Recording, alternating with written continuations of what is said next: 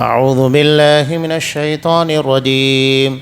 بسم الله الرحمن الرحيم. وقالت اليهود والنصارى نحن أبناء الله وأحباؤه قل فلم يعذبكم بذنوبكم بل أنتم بشر ممن خلق يغفر لمن يشاء ويعذب من يشاء ولله ملك السماوات والأرض وما بينهما وإليه المصير. يا أهل الكتاب قد جاءكم رسولنا يبين لكم على فترة من الرسل أن تقولوا ما جاءنا من بشير ولا نذير فقد جاءكم بشير ونذير والله على كل شيء قدير. وإذ قال موسى لقومه يا قوم اذكروا نعمة الله عليكم إذ جعل فيكم أنبياء وجعلكم ملوكا وآتاكم ما لم يؤت أحدا من العالمين. يا قوم ادخلوا الأرض المقدسة التي كتب الله لكم ولا ترتدوا على أدباركم فتنقلبوا خاسرين. قالوا يا موسى إن فيها قوما جبارين وإنا لن ندخلها حتى يخرجوا منها فإن يخرجوا منها فإنا داخلون. قال رجلان من الذين يخافون نعم الله عليهم ادخلوا عليهم الباب فإذا دخلتموه فإنكم غالبون وعلى الله فتوكلوا إن كنتم مؤمنين. یہود و نصارہ کہتے ہیں کہ ہم اللہ کے بیٹے اور اس کے دوست ہیں. آپ کہہ دیجئے کہ پھر تمہیں تمہارے گناہوں کے باعث اللہ کیوں سزا دیتا ہے؟ نہیں، بلکہ تم بھی اس کی مخلوق میں سے ایک انسان ہو. وہ جسے چاہتا ہے بخش دیتا ہے اور جسے چاہتا ہے عذاب دیتا ہے. زمین و آسمان اور ان کے درمیان کی ہر چیز اللہ تعالیٰ کی ملکیت ہے اور اسی کی طرف لوٹنا ہے. اے اہل کتاب، ہمارا رسول تمہارے پاس رسولوں کی آمد کے ایک وقفے کے بعد آ پہنچا ہے، جو تمہارے لیے صاف صاف بیان کر رہا ہے تاکہ تمہاری یہ بات نہ رہ جائے کہ ہمارے پاس تو کوئی بھلائی برائی سنانے والا آیا ہی نہیں. پس اب تو یقیناً خوشخبری سنانے والا اور آگاہ کرنے والا آ پہنچا، اور اللہ تعالیٰ ہر چیز پر قادر ہے. اور یاد کرو، موسیٰ علیہ السلام نے اپنی قوم سے کہا کہ اے میری قوم کے لوگو، اللہ تعالیٰ کے اس احسان کا ذکر کیا کہ اس نے تم سے پیغمبر بنائے اور تمہیں بادشاہ بنا دیا اور تمہیں وہ دیا جو تمام عالم میں کسی کو نہیں دیا. اے میری قوم والو، اس مقدس سرزمین میں داخل ہو جاؤ جو اللہ نے تمہارے نام لکھ دی ہے، اور اپنی پشتوں کے بل روگردانی نہ کرو کہ پھر نقصان میں جا پڑو. انہوں نے جواب دیا کہ اے موسیٰ، وہاں تو زور آور سرکش لوگ ہیں، اور جب تک وہ وہاں سے نہ نکل جائیں ہم تو ہرگز وہاں نہ جائیں گے. ہاں، اگر وہ وہاں سے نکل جائیں پھر تو ہم بخوشی چلے جائیں گے. دو شخصوں نے جو خدا ترس لوگوں میں سے تھے، جن پر اللہ تعالیٰ کا فضل تھا، کہا کہ تم ان کے پاس دروازے میں تو پہنچ جاؤ، دروازے پر قدم رکھتے ہی یقیناً تم غالب آ جاؤ گے، اور تم اگر مومن ہو تو تمہیں اللہ تعالیٰ ہی پر بھروسہ رکھنا چاہیے. سورہ مائدہ آیت نمبر 18 سے آیت نمبر 23. محترم حاضرین، عزیز ماں اور بہنوں، اہل کتاب میں خاص طور سے پیچھے تذکرہ گزرا ہے نصرانیوں کا اور ان کی بدعقیدگی کا. ایک بات ہمیشہ یاد رکھیے، کسی بھی قوم کی تباہی کی بنیاد عقیدے کی خرابی ہے، چاہے بنی اسرائیل کی بات کیجئے یا کسی بھی قوم کی بات کیجئے گا، اگر عقیدہ خراب ہونا شروع ہو گیا تو سمجھ لیجئے کہ وہ قوم تباہی کی جانب رواں دوا ہو چکی ہے۔ اسی لیے آپ دیکھیے گا کہ رافضیوں نے سب سے پہلے مسلمانوں کے عقیدوں پر حملہ کیا۔ عبداللہ بن سبا ایک یہودی جو بظاہر مسلمان ہوا اور اس کے بعد مسلمانوں کے درمیان آ کر سب سے پہلے عقیدے پر حملہ کیا، اور حضرت علی رضی اللہ تعالیٰ عنہ کے تعلق سے یہ بدعقیدگی پھیلائی کہ نعوذ باللہ حضرت علی رضی اللہ تعالیٰ عنہ ہی اللہ ہیں، یعنی ان کی ذات میں اللہ تبارک و تعالیٰ سرایت کر چکا ہے، حلول کر چکا ہے۔ یہاں سے خرابی شروع ہوئی۔ اب یہاں نصرانیوں کے تعلق سے جو بات بیان کی جا رہی ہے پیچھے گزر چکا، اس کے بعد یہاں نصارہ، یہود اور نصارہ دونوں کے بارے میں اللہ نے ارشاد فرمایا۔ یہ لوگ کیا کہتے ہیں؟ نحن ابناء اللہ واحباؤ، ہم اللہ کے بیٹے اور اس کے دوست ہیں۔ یہاں اللہ کے بیٹے اور اس کے دوست کہنے کا مطلب کیا ہے؟ یہ کہہ رہے ہیں کہ ہم اللہ کے بیٹوں کے بیٹے ہیں، یعنی حضرت عیسیٰ علیہ السلام اور حضرت عزیر علیہ السلام۔ تو یہ کہہ رہے ہیں کہ اللہ نے ان دونوں کو اپنا بیٹا بنا دیا اور ہم انہی کی نسل سے ہیں، لہذا ہم بھی اللہ کے چہیتے، اللہ کے محبوب ہیں۔ یعنی عمل اور عقیدہ نہیں بلکہ صرف اپنی نسلی بنیاد کے پر تفاخر کرنا، یہ بہت خطرناک قسم کی گمراہی ہے۔ آج ہمارے درمیان بھی یہ بڑا مسئلہ بن چکا ہے۔ بعض لوگ اپنے آپ کو نبی کریم صلی اللہ علیہ وسلم کے خانوادے کا ہونا یہی باعث عزت سمجھتے ہیں کہ بس یہی نجات کا ذریعہ ہے۔ ٹھیک ہے، آپ صلی اللہ علیہ وسلم نے اپنے اہل بیت کے تعلق سے عزت کرنے کا حکم دیا، یقیناً وہ ہمارے ایمان کا حصہ ہے، لیکن کون اہل بیت؟ جو دراصل ایمان کے پر قائم ہے، عقیدہ توحید کے پر قائم ہے، ورنہ اگر کوئی عقیدہ توحید کے پر قائم نہیں ہے، ایمان کے پر سلامت نہیں ہے، وہ ہمارے نزدیک عزت کے قابل بھی نہیں ہے۔ ورنہ اگر صرف نبی کے اہل بیت کی بنیاد کے پر کسی کو فضیلت مل جاتی تو پھر نسلوں کو دیکھیے، یہ قرآن مجید نے نبی کے چچا کے بارے میں کہا، تبت یدا ابی لہب و تب، کہ ابو لہب کے ہاتھ ٹوٹ جائے، وہ برباد ہو جائے، حالانکہ وہ نبی کے خانوادے کا اور نبی کریم صلی اللہ علیہ وسلم کا سگا چچا ہے۔ اور اس کے بالمقابل حضرت بلال رضی اللہ تعالیٰ عنہ ایک آزاد کردہ حبشی غلام، اور آپ صلی اللہ علیہ وسلم کہہ رہے ہیں کہ بلال میں جنت میں تمہارے قدموں کی آہٹ کو سن رہا ہوں۔ یہ مقام اور فضیلت، یعنی اصل معیار دراصل اللہ تبارک و تعالیٰ کی توحید کو اختیار کرنا ہے، تقوی پرہیزگاری ہے، صرف نسل کی بنیاد کے پر فضیلت نہیں مل سکتی ہے۔ اور آپ صلی اللہ علیہ وسلم نے اس بات کو واضح بھی کیا، مسلم کی روایت، من بطأ بہ عملہ لم یسرع بہ نسبہ، کہ اگر کوئی عمل کی بنیاد کے پر پیچھے رہ گیا تو اس کا حسب، اس کا خاندان اسے آگے یا جنت میں نہیں لے جا سکتا ہے، اسے خود اپنے آپ کو تیار کرنا ہوگا۔ آپ نے اپنی پھوپھی صفیہ سے کہا، اپنی بیٹی حضرت فاطمہ سے کہا، اپنے خاندان والوں سے کہا، کوئی یہ نہ سمجھے کہ تمہارا قریبی رشتہ دار نبی ہے وہ تمہیں اللہ کے عذاب سے بچائے گا، نہیں، ہر کسی کو اپنے آپ کو بچانے کے لیے خود اعمال کرنا ہوگا۔ نبی کی بنیاد کے پر، اس کی قربت، رشتہ داری کی بنیاد کے پر کوئی یہ نہ سوچے کہ ہم محض نبی کی قربت، نبی کی رشتہ داری کی بنیاد کے پر نجات پانے والے اور جہنم سے بچنے والے ہیں۔ قرآن نے یہاں پر اسی چیز کا رد کیا ہے، اور یہ بدعقیدگی مسلمانوں کے درمیان بھی دراصل خاندانی بنیاد کے پر پیدا ہو چکی ہے۔ تو اللہ نے اسی بارے میں یہاں پر سوال کیا، کہہ دو ان لوگوں سے فَلِمَ يُعَذِّبُكُمْ بِذُنُوبِكُمْ، کہ ٹھیک ہے اگر تم اپنے آپ کو اتنا ہی اللہ کا چہیتا اور محبوب قرار دیتے ہو تو اللہ تمہیں تمہارے گناہوں کی پاداش میں سزا کیوں دیتا ہے؟ چلو یہ بتاؤ، اگر تم اللہ کے محبوب اور چہیتے ہو تو سزا اور عذاب تمہارے پر نازل کیوں ہوتا ہے؟ کتنا عذاب بنی اسرائیل کے پر نازل کیا گیا، یہ اس بات کی علامت ہے کہ اللہ تبارک و تعالیٰ اپنے بندوں کو ان کی نالائکی اور گناہوں کی بنیاد کے پر سزا دیتا ہے۔ اس لیے اللہ نے کہا بل انتم بشر ممن خلق، کہ تم بھی ایک مخلوق ہو، اللہ نے تمہیں بھی انسان بنا کر رکھا ہے، اور یغفر لمن یشاء ویعذب من یشاء، اللہ جس کو چاہتا ہے معاف کرتا ہے، جسے چاہتا ہے عذاب دیتا ہے۔ آسمان و زمین کی تمام چیزیں اللہ کی ملکیت ہے، آسمان و زمین کے درمیان کی تمام چیزیں۔ قرآن کے کہنے کا مقصود کیا ہے؟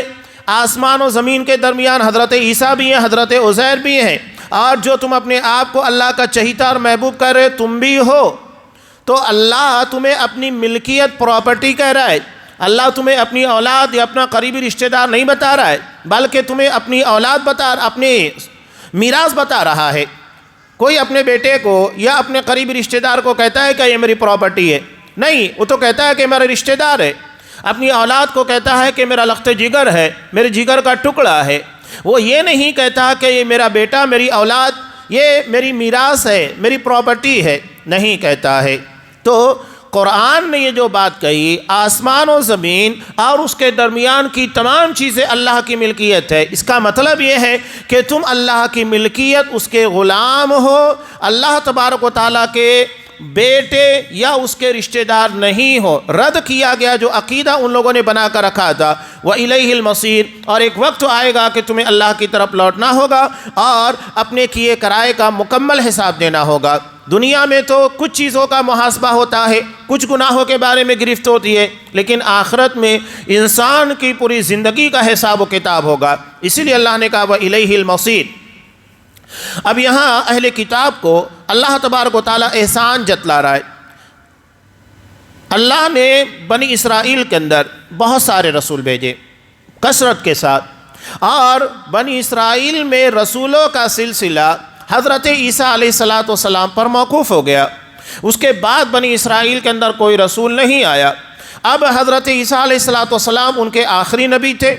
اس کے بعد 600 سال تک رسولوں کی آمد کا سلسلہ موقوف رہا۔ قرآن نے یہاں پر وہی کہا علی فترۃ من الرسل، کہ رسولوں کی بعثت کے ایک لمبے وقفے کے بعد تمہارے درمیان ایک رسول آیا ہے۔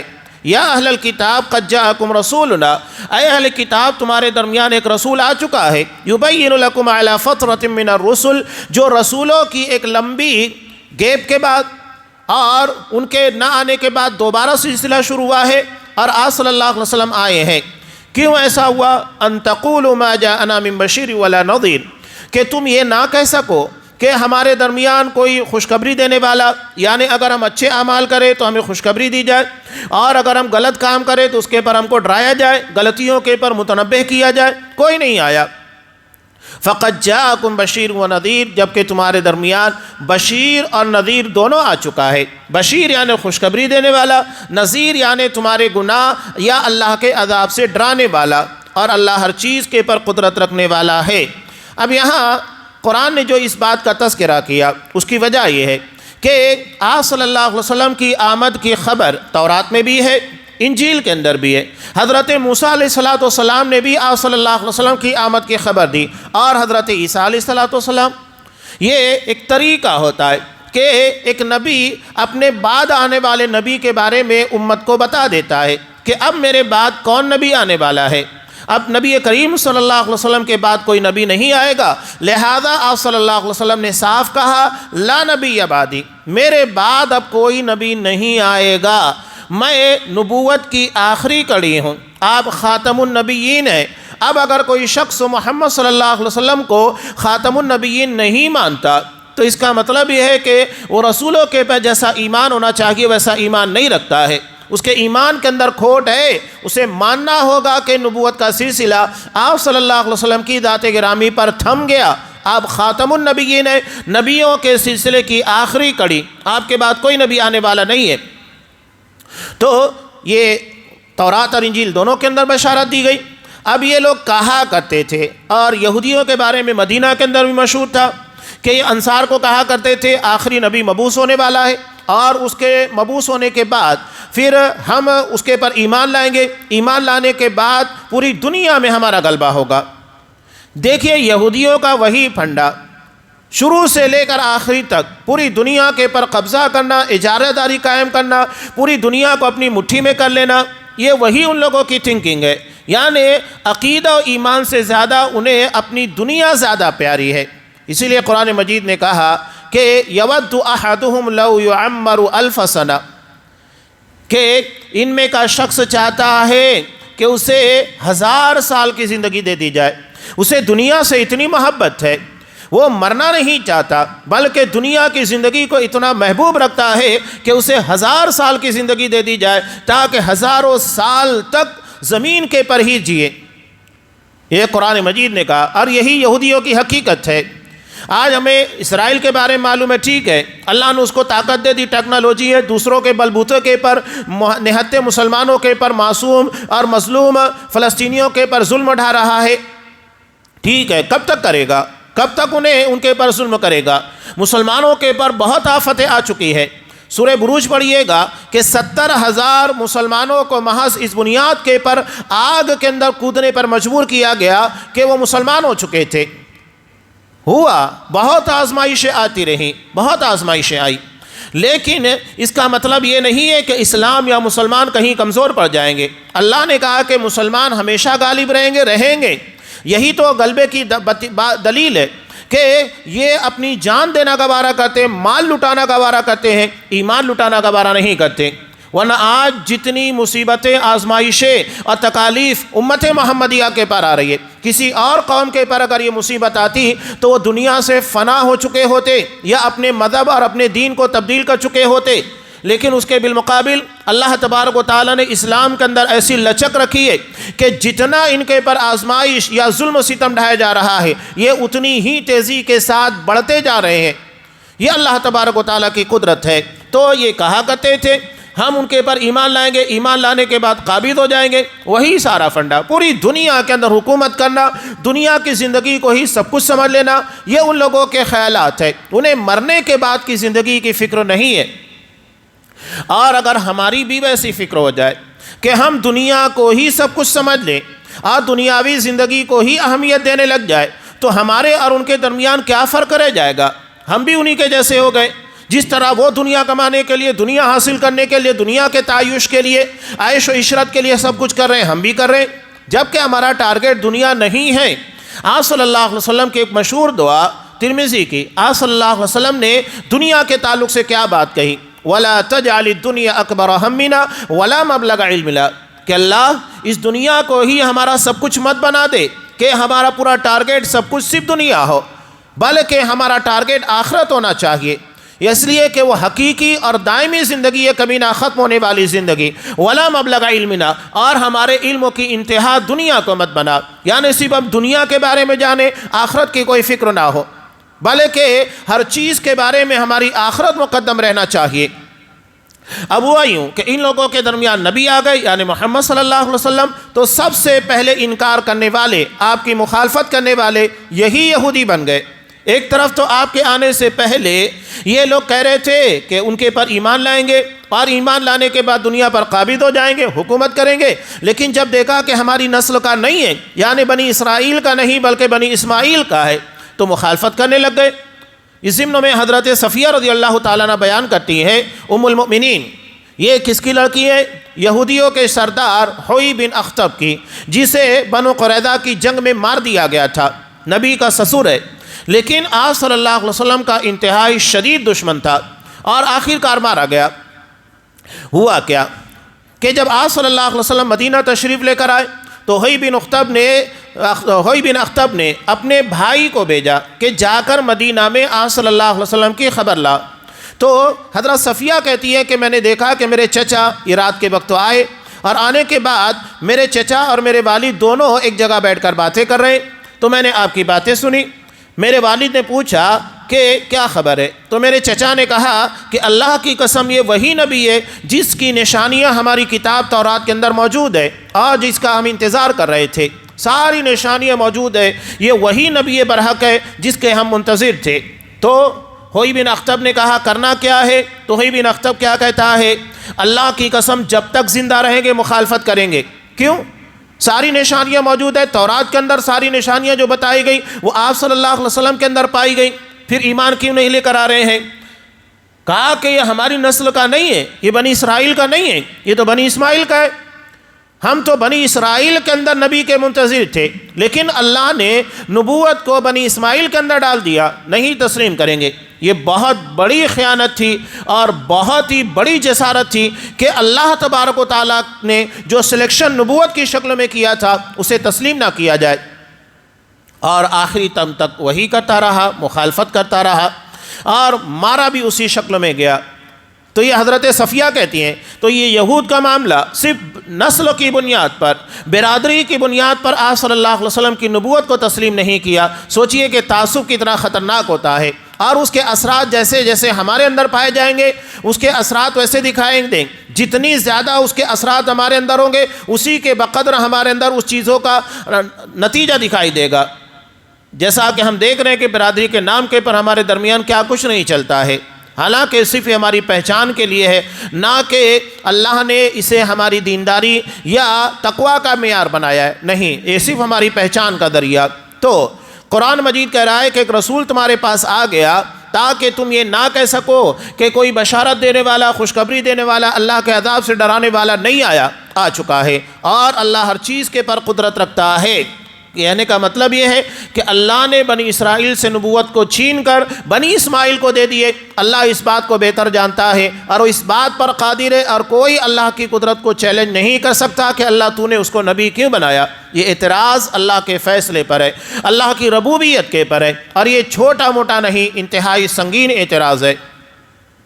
اب یہاں بنی اسرائیل کو کہا جا رہا ہے چلو ٹھیک ہے، تمہیں آخری نبی کے پر اعتراض، لیکن اللہ نے تمہیں کتنے انبیاء دیے، تم نے ان نبیوں کا کیا کیا؟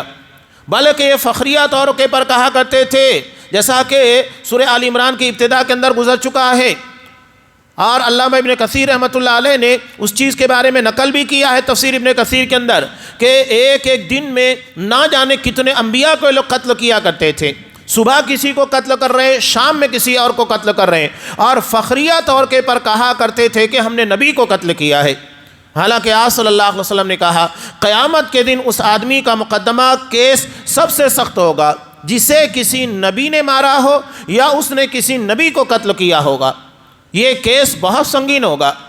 نبی کے ہاتھ سے مرنا یہ خوش نصیبی نہیں، بہت بڑی بد نصیبی ہے کہ قیامت کے دن اس کا مقدمہ بہت سخت ہوگا کہ آخر نبی جیسی شخصیت نے تجھے کیوں مارا، تجھے قتل کیوں کیا۔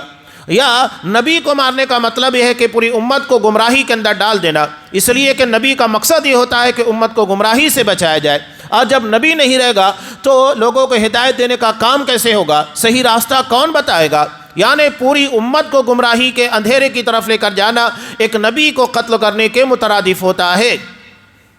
تو اللہ کہہ رہا ہے ٹھیک ہے، غور کرو، یاد کرو اس واقعے کو جب حضرت موسیٰ علیہ السلام نے کہا کہ یا قوم اذکروا نعمت اللہ علیکم، اے میری قوم کے لوگوں اللہ کی اس نعمت کو یاد کرو جو اللہ نے تمہارے پر کی، اذ جعل فیکم انبیاء، کہ جب اللہ نے تمہارے درمیان نبیوں کو بھیجا۔ کتنے انبیاء بھیجے؟ حضرت ابراہیم علیہ السلام سے لے کر حضرت عیسیٰ علیہ السلام تک سارے انبیاء بنی اسرائیل کے اندر ہی آئے، اور صرف ایک نبی محمد رسول اللہ صلی اللہ علیہ وسلم بنی اسماعیل میں، یعنی حضرت اسماعیل علیہ السلام کی نسل میں۔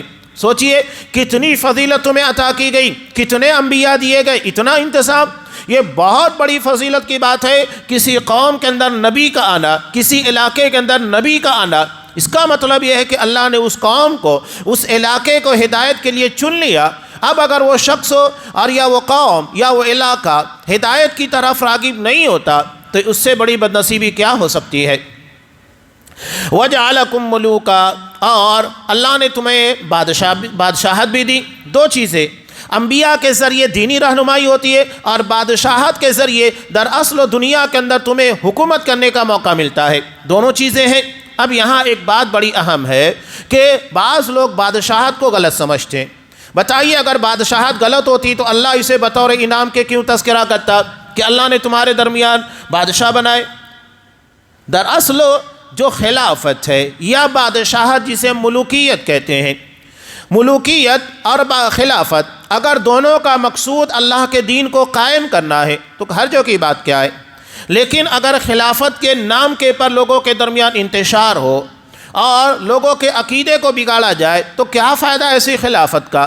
مقصود کتاب و سنت یعنی اللہ کے دین کو غالب کرنا، نافذ کرنا ہونا چاہیے۔ صرف نام لینے سے کوئی معاملہ حل نہیں ہونے والا ہے، جیسا کہ ہمارے درمیان کچھ لوگ اہل سنت والجماعت کا لفظ اختیار کرتے ہیں، حالانکہ نہ ان کے اندر سنت ہے، نہ ان کے اندر اصحاب کرام کی جماعت کے مطابق چلنے کا طریقہ، تو صرف نام رکھنے سے کیا وہ کامیاب ہو جائیں گے؟ نہیں۔ تو یہاں پر بھی مقصود وہی ہے، خلافت ہو یا ملوکیت، اصل چیز اللہ کے دین کو قائم کرنا۔ اگر بادشاہت کے ذریعے اللہ کا دین قائم ہو رہا ہے، اس سے بہتر چیز کچھ نہیں ہو سکتی ہے۔ آج لوگ ٹارگٹ کرتے ہیں سعودی عرب کو، بادشاہت، اس کے بالمقابل قطر ہے، وہاں بھی بادشاہت، لیکن قطر کو ٹارگٹ نہیں کریں گے، سعودی عرب کو ٹارگٹ کریں گے۔ کیوں کریں گے؟ اس لیے کہ سعودی عرب کے اندر سلفیت ہے، قطر کے اندر اخوانیت کے جراثیم ہے، بغاوت کے جراثیم ہے۔ تو اپنے مطلب کی بنیاد پر ایک کو صحیح کہیں گے اور ایک کو غلط کہیں گے۔ عقیدہ اصل چیز ہے۔ جن کا عقیدہ ہی بگڑا ہوا ہو، جن کی نظر ہی خراب ہو، تو دنیا انہیں اچھی کیسے نظر آ سکتی ہے؟ تو یہی معاملہ در اصل یہاں پر بھی ہے۔ تو قرآن مجید نے جس چیز کو کہا تو وہ سب سے بہتر ہے۔ اب یہاں ٹھیک ہے، ہم یہ نہیں کہتے کہ وہاں 100% اچھائیاں ہیں، کچھ خرابیاں ہیں، لیکن اس کا طریقہ بھی اپنے جگہ ہوتا ہے، اس کی اصلاح کا طریقہ بھی اپنی جگہ پر ہے۔ اس کی اصلاح کیسے ہونا چاہیے؟ اصلاح کے لیے بھی شریعت اسلامیہ نے طریقہ کار دیا ہے۔ جس طرح کے ڈاکٹر بیماری کا علاج کرنے کے لیے ایک طریقہ رکھتا ہے، اسی طرح روحانی بیماریوں کا علاج کرنے کا بھی طریقہ ہے۔ ایک آدمی کے اندر اگر آپ کو مثال کے طور کے پر اس کے پیٹ میں درد ہے، سر میں درد ہے، تو جا کر سارے لوگوں کو بتانے لگ جائیں کہ اس کے پیٹ میں درد ہے، اس کے سر میں درد ہے، تو کیا اس سے اس کی بیماری اچھی ہو جائے گی؟ نہیں، بلکہ اسے آپ ڈاکٹر کے پاس لے کر جائیے، ٹریٹمنٹ کرائیے، دوا دیجئے، احتیاط کرنے کا کہیے کہ کن چیزوں کی وجہ سے یہ بیماری آئی، اس طریقے سے اللہ اسے شفا دے گا۔ یہی معاملہ روحانی بھی ہے کہ اگر ایک آدمی کے اندر آپ کو کوئی خرابی نظر آ رہی ہے تو پھر آپ اس کا تنہائی کے اندر جا کر مصلح بن کر، جیسا کہ آپ صلی اللہ علیہ وسلم نے کہا کہ اپنے بھائی کا ہاتھ پکڑے، اسے تنہائی میں لے جا کر پھر اس کی اصلاح کرے۔ مقصود اصلاح کرنا ہونا چاہیے، لوگوں کے درمیان بدنام کرنا نہیں۔ آج ہمارے درمیان لوگوں کو بدنام کیا جاتا ہے، اصلاح نہیں کی جاتی ہے، یہ بڑا مسئلہ ہے۔ تو اسی بنیاد کے پر سماج میں کبھی بھی اچھائی پیدا نہیں ہو سکتی، بلکہ جب لوگوں کی برائیوں کے بارے میں تذکرہ سنیں گے، اس کا سب سے بڑا نقصان یہ ہوتا ہے کہ لوگوں کو یہ لگتا ہے کہ ارے اتنا بڑا آدمی یا یہ ہے فلاں کی برائی کر رہا ہے تو میں بھی کروں۔ اس کے اندر بھی دوسروں کی برائیاں، عیب جوئی کرنا یا اس کے معاملات کی چھان بین کرنا، ٹوہ میں لگے رہنا، یہ ساری چیزیں پیدا ہوگی۔ اور دوسری بات یہ ہے کہ جب کسی بڑے آدمی کے تعلق سے آپ کچھ کہیں گے تو جو دیگر لوگ سننے والے ہیں ان کے دل کے پر اثرات ہوں گے، ارے فلاں بھی تو ایسا کام کر رہا ہے، فلاں بھی کر رہا ہے، تو پھر ہمیں حرکت کیا ہے؟ جیسا کہ ایک مثال میں دے رہا ہوں، ہمارے یہاں پہلے ابتدا میں جب چیزیں یا گناہ عام ہو جاتے ہیں تو اس کے اثرات یا لوگوں کے اندر اس کا ڈر کم ہو جاتا ہے۔ پہلے کیا تھا؟ پہلے ایسا تھا کہ جب ٹی وی بالکل نیا نیا آیا ہوا تھا تو لوگ اپنے گھروں میں ٹی وی نہیں رکھا کرتے تھے، لوگ کہتے بہت برائی کی چیز ہے، چوری چھپے کہیں آفس کے اندر رکھیں، کارخانوں کے اندر رکھیں، اور بہانہ بناتے تھے کہ ارے ہم کو نیوز دیکھنا رہتا ہے یا میچ دیکھنا رہتا ہے۔ یہ بہانے استعمال کیا کرتے تھے، حالانکہ کوئی اتنا ضروری نہیں ہے کہ آپ میچ دیکھیں، ٹھیک ہے نیوز کی ضرورت ہے وہ اپنی جگہ پر، لیکن دھیرے دھیرے جب یہ عام ہو گیا تو ہر گھر کے اندر ہے، بلکہ موبائل کے اندر آ گیا ہے، تو اب کسی کو کوئی قباحت نہیں ہے، کوئی ڈرتا نہیں ہے۔ یہ گناہ کے عام ہونے کا نتیجہ ہے۔ اب لوگ اپنے موبائل کے اندر گندی گندی فلمیں رکھتے ہیں، گندی گندی چیزیں دیکھتے ہیں، لوگوں کو ڈر نہیں ہو رہا ہے، یہ عام ہو رہی ہے برائیاں۔ تو برائیوں کو پھیلانا، عام کرنا، یہ بہت بڑے مجرم ہوتے ہیں۔ قرآن مجید نے اسی لیے کہا ان الذین یحبون ان تشیع الفاحشہ، کہ جو لوگ چاہتے ہیں کہ مسلمانوں کے درمیان بے حیائی پھیلے تو ان لوگوں کے لیے دنیا اور آخرت میں سنگین عذاب ہے، یعنی جو صرف چاہت رکھتے ہیں۔ علامہ ابن تیمیہ رحمۃ اللہ علیہ کہتے ہیں کہ جو لوگ یہ صرف چاہتے ہیں، قرآن نے ان کے بارے میں کہا، اور جو کرتے ہیں، برائی کر رہے ہیں، لوگوں کے درمیان پھیلا رہے ہیں، کسی کی عزت اچھال رہے ہیں، یا کوئی ایسی بات لوگوں کے درمیان بیان کر رہے ہیں جس سے لوگوں کے درمیان اس گناہ کے بارے میں فکر کم ہو جائے، ڈر نکل جائے، تو وہ اس سے کہیں زیادہ بڑے مجرم ہے۔ لوگوں کو حکمت نہیں سمجھتی ہے، وہ بسا اوقات سمجھتے ہیں کہ ہم بہت بھاری کام کر رہے ہیں، لیکن وہ شیطانی کام کر رہے ہوتے ہیں، وہ کسی کی اصلاح نہیں کر رہے ہیں۔ اسی لیے قرآن مجید نے حضرت شعیب علیہ السلام، حضرت صالح علیہ السلام کی قوم کے تعلق سے تذکرہ کیا، 9 رہط یفسدون فی الارض ولا یصلحون، کہ 9 لوگوں کی ایک جماعت تھی جو لوگوں کے درمیان کیا کرتے تھے؟ یفسدون فی الارض، زمین میں فساد برپا کرتے تھے، ولا یصلحون، اور اصلاح کا کام نہیں کرتے تھے۔ دونوں چیزیں بیان کی قرآن مجید نے، فساد برپا کرتے تھے، لوگوں کے معاملات بگاڑ رہے تھے، لوگوں کا ذہن خراب کر رہے تھے، اور اصلاح کا کام بھی نہیں کرتے تھے، یعنی اصلاح ہونے نہیں دے رہے تھے، سدھار نہیں ہونے دے رہے تھے۔ یہ بڑا خطرناک معاملہ ہوتا ہے، تو ان چیزوں کے پر گہری نظر ہونا چاہیے۔ میرے بیان کرنے کا مقصود یہ ہے کہ قرآن نے جن چیزوں کا تذکرہ کیا، نبوت کا اور ملوکیت کا، یہ اپنی جگہ پر پسندیدہ ہے، اسی لیے قرآن نے تذکرہ کیا، اور ہر وہ چیز جو قرآن و حدیث کے موافق چل رہی ہے وہ اللہ تبارک و تعالیٰ کے نزدیک پسندیدہ اور محبوب ہے۔ اصل چیز اللہ کا دین ہے، باقی چیزیں ثانوی حیثیت رکھتی ہیں۔ وَآتَاكُم مَّا لَمْ يُؤْتِ أَحَدًا مِّنَ الْعَالَمِينَ، اور تمہیں وہ دیا جو تمام عالم میں کسی کو نہیں دیا، یعنی نبوت بھی عطا کی اور بادشاہت بھی تم لوگوں کو عطا کی۔ بلکہ بنی اسرائیل کے تعلق سے آپ صلی اللہ علیہ وسلم نے ارشاد فرمایا کہ ان لوگوں کی سیاست ہمارے یہاں ایک گندا لفظ بن چکا ہے۔ کیوں؟ اس لیے کہ سیاست گندی ہو چکی ہے تو بولنے کے بعد بھی گندا ہی لگتا ہے۔ اگر ہم کہتے ہیں کہ وہ سیاست کر رہا ہے تو اس کا مطلب مکاری کر رہا ہے، سازش کر رہا ہے، حالانکہ یہ عربی لفظ ہے۔ سیاست کا مطلب ہوتا ہے کہ بہترین طریقے سے حکومت کو چلانا، لوگوں کی ضروریات پوری کرنا، انتظامات اچھے طریقے سے کرنا۔ تو آپ صلی اللہ علیہ وسلم نے کہا کہ بنی اسرائیل کی سیاست یعنی حکومت، ان لوگوں کے انتظامات اور تدبیر انبیاء کیا کرتے تھے، اور اس لیے کہ نبی اگر موجود ہے تو نبی کی موجودگی میں کوئی اور تو آگے بڑھ نہیں سکتا ہے، ساری قیادت و سیادت نبی کے ہاتھ میں ہوگی۔ اس بنیاد کے پر انبیاء ہی ان لوگوں کی قیادت و سیادت کیا کرتے تھے۔ یہ بہت بڑی فضیلت ان لوگوں کو عطا کی گئی۔ اب یہاں ایک اور واقعے کا تذکرہ ہے۔ جب بنی اسرائیل کو اللہ نے نجات دی، نجات دینے کے بعد جب یہ لوگ فلسطین کی طرف گئے، اب یہ دیکھیے ملک شام بھی جو ہے یہ پہلے فلسطین کا حصہ تھا، اردن یہ بھی فلسطین کا حصہ تھا، اور اسرائیل جو ہے وہ بھی فلسطین کا ہی حصہ ہے۔ یہ بہت بڑا علاقہ مشترکہ طور کے پر فلسطین کہلاتا تھا۔ بعد میں یہ الگ الگ ملک بن گئے، ملک شام الگ ہو گیا، اردن الگ ہو گیا، اور یہ الگ ہو گیا، ورنہ حقیقت میں فلسطین جو ہے یہ پورے علاقے کا نام ہے۔ اب یہاں بنی اسرائیل کو کہا گیا کہ تم لوگ مصر سے نکلو اور فلسطین جاؤ، اور وہاں جانے کے بعد تمہیں لڑنا ہوگا، وہاں کے حالات کا جائزہ لو، وہاں لڑو، اللہ تمہیں فتح دے گا۔ لیکن یہ بڑی شریر اور نالائق لوگ تھے۔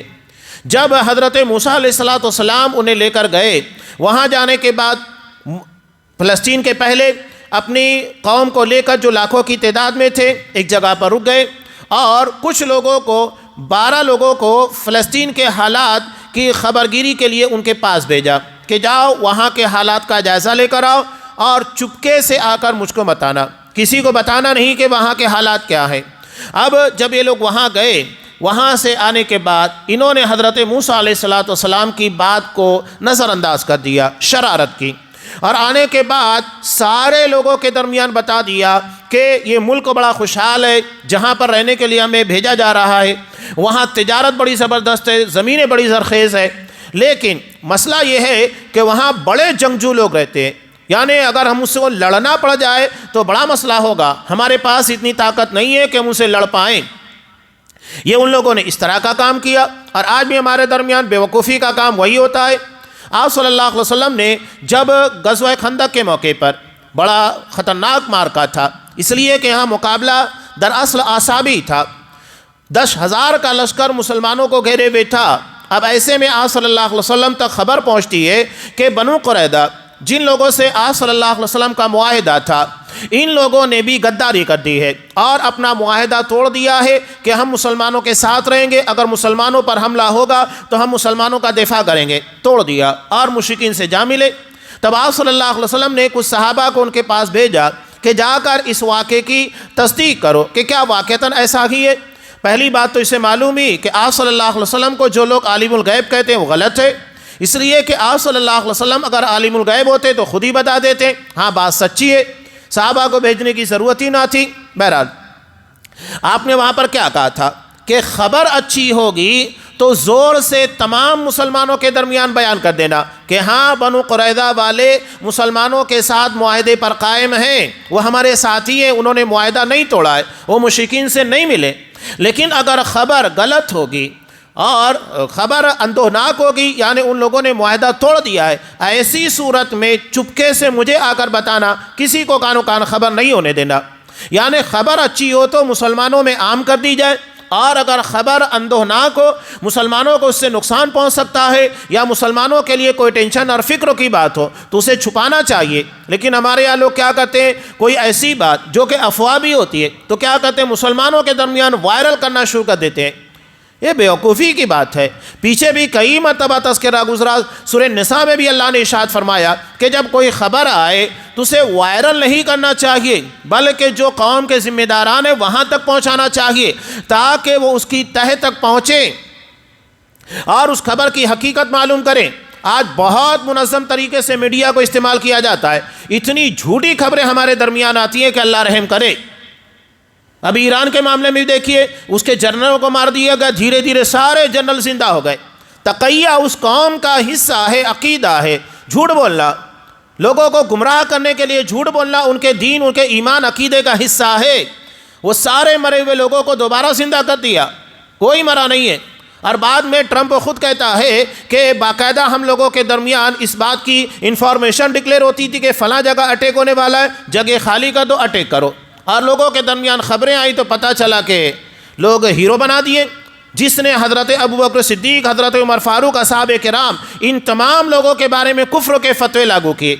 وہ کہتا ہے کہ تل ابیب یہ ہمارا ٹارگیٹ نہیں ہے، ریاض ہمارا ٹارگیٹ ہے، اور کہتے ہیں کہ مدینہ کے پر جب ہمارا قبضہ ہوگا تو سب سے پہلے آپ صلی اللہ علیہ وسلم کے بازو میں گڑے ہوئے دو بت، حضرت ابوبکر، عمر فاروق کو وہ بت کہتے ہیں، انہیں نکال کر ہم پھانسی دیں گے۔ حضرت عائشہ رضی اللہ تعالیٰ عنہ کی قبروں کو کھود کر انہیں سنسار کیا جائے گا۔ بتائیے، یہ ان لوگوں کا عقیدہ ہے اور لوگ سمجھتے ہیں کہ وہ مسلمانوں کا فائدہ مند ہے۔ پوری تاریخ اٹھا کر دیکھیے گا، قومیت کا جتنا خطرناک وائرس آپ کو ایرانیوں کے اندر ملے گا، کسی قوم کے اندر نہیں ملے گا۔ یہاں تک کہ شیعوں کے جو 12 امام ہیں، یہ 12 کے 12 امام دراصل ان لوگوں کے بادشاہ، جو فارس کا بادشاہ تھا، حضرت عمر فاروق رضی اللہ تعالیٰ عنہ کے دور خلافت میں جب فارس کے پر مسلمانوں نے فتح حاصل کی، اس کی 3 لڑکیاں تھیں، اس میں سے ایک لڑکی جب ملک کو فتح ہوا تو حضرت حسین رضی اللہ تعالیٰ عنہ کی زوجیت میں آئی، اور جتنے امام کو یہ لوگ مانتے ہیں اسی نسل کے امام کو مانتے ہیں جو دراصل فارس کے بادشاہ کی بیٹی سے نسل جاری ہوئی۔ لوگ ان ساری چیزوں کے پر توجہ نہیں دیتے، دراصل یہ نسل ہے، خاندان ہے، علاقائی تعصب ہے، دین نہیں ہے۔ بلکہ دین کو جتنا تباہ برباد ان لوگوں نے کیا، کوئی نہیں کیا۔ آج لوگ اہواز کے بارے میں نہیں جانتے، جو ایران کا ایک بہت بڑا علاقہ، تقریباً کروڑ کے قریب سنی مسلمان آباد ہیں، یہ ملک شام کا حصہ تھا، اور ایران کو جتنی معدنی دولت تیل کی ملتی ہے وہ اسی علاقے سے ملتی ہے، عرب علاقہ ہے، اس کے پر قابض ہو گیا ہے۔ اور کس کی سازش سے؟ یہی یہودیوں اور امریکہ وغیرہ کی سازش سے۔ یہ دکھانا کچھ اور ہے، بتانا کچھ اور رہتا ہے، کرنا کچھ اور رہتا ہے۔ لوگ انہی خبروں کے پر ایمان لے کر آتے ہیں اور خوب اس کے پر ڈھنڈورا پیٹا جاتا ہے۔ اپنے دشمن کو پہچاننے کی کوشش کیجئے گا۔ علامہ ابن تیمیہ رحمۃ اللہ علیہ کہتے ہیں رافضی یہودیوں کے گدھے ہیں، یعنی یہودی انہیں استعمال کرتے ہیں جس طرح کے گدھے کو ایک آدمی استعمال کرتا ہے، اس طرح رافضی انہیں استعمال کرتا ہے۔ ہندوستان کی تاریخ اٹھا کر دیکھے، میر جعفر، میر صادق، یہ غدار کون لوگ تھے؟ سب رافضی تھے، شیعہ تھے۔ یہ کبھی بھی مسلمانوں کے لیے یا کسی بھی قوم کے لیے وفادار نہیں ہے۔ دھوکہ دینا ان لوگوں کی فطرت ہے، اور یہ دھوکے سے ہی اس کی بنیاد رکھی گئی ہے، صرف اسلام کو مٹانے کے لیے، اس کی بنیادوں کو کھودنے کے لیے۔ میں صرف چند چیزیں آپ کو بتا رہا ہوں حالات حاضرہ کے تناظر میں، تاکہ حقیقت کا صحیح علم ہو سکے۔ جو بتایا جاتا ہے وہ سچ نہیں ہوتا ہے، جو چھپایا جاتا ہے وہ سچ ہوتا ہے۔ جو مسلمانوں کا خیر خواہ ہے اسے خائن بتانے کی کوشش کی جاتی ہے، اور جو حقیقت میں مسلمانوں کے تعلق سے بدترین قسم کا جنگی مجرم ہے ایران، ایک اندازے کے مطابق 35 لاکھ مسلمانوں کا قاتل ہے۔ اتنے تو یہودیوں نے بھی نہیں مسلمانوں کو قتل کیا ہے جتنا رافضیوں نے کیا ہے۔ عراق کے اندر کیا، ملک شام کے اندر کیا، سیریا کے اندر کیا، جتنے علاقے آپ اٹھا کر دیکھیے سب جگہ آپ کو وہی ملے گا، اور آج بھی وہی حرکت ہو رہی ہے۔ لوگوں کو سمجھ میں نہیں آتا ہے، اسی لیے کہنے والے بہت پیاری بات کہتے ہیں کہ آج جب ایران کی حقیقت اتنی نمایاں ہے، اس کے بعد بھی لوگ اس کے پر ایمان اندھا ہو کر یقین کرنے لگے، تو سوچئے جب دجال نکلے گا تو کیسے ہوں گے، یہ اپنے آپ کو کیسے بچا پائیں گے؟ وہ تو بہت بڑا فتنہ ہوگا۔ یہ چھوٹے موٹے فتنوں میں اتنی آسانی کے ساتھ شکار ہو جاتے ہیں، تو دجال جیسا بڑا فتنہ آئے گا تو اپنے آپ کو کیسے بچا پائیں گے؟ یہ اللہ کی طرف سے آزمائش ہوتی ہے۔ بہرحال حضرت موسیٰ علیہ السلام نے کہا کہ جاؤ خبرگیری کرو، لیکن ان لوگوں نے اس بارے میں نالائقی کی اور کہا موسیٰ دیکھو وہاں پر بہت ہی سخت قسم کے جنگجو لوگ رہتے ہیں، ہم وہاں نہیں جائیں گے، حالانکہ اللہ نے وعدہ کیا تمہیں فتح ملے گی، اس کے بعد بھی وہاں نہیں جا رہے ہیں، جب تک وہ جنگجو لڑاکو لوگ وہاں سے نکل نہیں جاتے ہم وہاں داخل نہیں ہوں گے۔ لیکن دو لوگوں قال رجلان من الذین، تو جو دو لوگ تھے، ایک حضرت یوشع بن نون جو بعد میں نبی بنائے گئے، اور یہی حضرت خضر سے ملاقات کے وقت حضرت موسیٰ علیہ السلام کے ساتھ تھے، اور دوسرے کالب، انہوں نے کہا کہ دیکھو پکے مومن تھے، کہا کہ دیکھو اللہ کا نام لو، اللہ نے ہم کو فتح کا موقع دیا ہے اور وعدہ کیا ہے، داخل ہو جاؤ۔ کہا کہ اے میری قوم کے لوگوں ادخلوا علیہم الباب، اس دروازے سے داخل ہو جاؤ، فَإِذَا دَخَلْتُمُوهُ فَإِنَّكُمْ غَالِبُونَ، اور جب تم داخل ہو جاؤ گے تو اللہ یقیناً تمہیں غلبہ دے گا، اللہ پر بھروسہ رکھو، اور مومنوں کو صرف اللہ پر بھروسہ رکھنا چاہیے۔ آگے کے حالات آگے بیان کیے جا رہے ہیں کہ یہ لوگ داخل نہیں ہوئے، آخر کار اللہ تبارک و تعالیٰ نے 40 سال تک انہیں میدان کے اندر بھٹکتا ہوا چھوڑ دیا، میدان تیہ کے اندر، اور اس کے بعد نتیجہ کیا ہوا؟ ایک نئی قوم، نئی نسل پیدا ہوئی، اللہ نے اس کے ذریعے فلسطین کو آزاد کیا، اور اس کے بعد آگے چل کر جو تذکرہ آ رہا ہے وہ حضرت آدم علیہ السلام کے دو بیٹوں کا جنہوں نے قربانی پیش کی، وہ ایک بڑا واقعہ ہے، انشاءاللہ وہ آئندہ درس میں تفصیل کے ساتھ بیان کیا جائے گا۔ اللہ تبارک و تعالیٰ سے دعا ہے کہ پروردگار ہمیں اللہ کی ذات، اس کی صفات پر جیسا یقین ایمان ہونا چاہیے جو اصل و بنیاد ہے، اللہ ویسا ایمان و یقین عطا فرمائے، اور ہمیں بزدلوں، لاپرواہ لوگ یا جو دین سے بھٹکے ہوئے ان لوگوں کے طرز عمل سے محفوظ رکھے۔ آمین۔ وآخر دعوانا ان الحمد للہ رب العالمین۔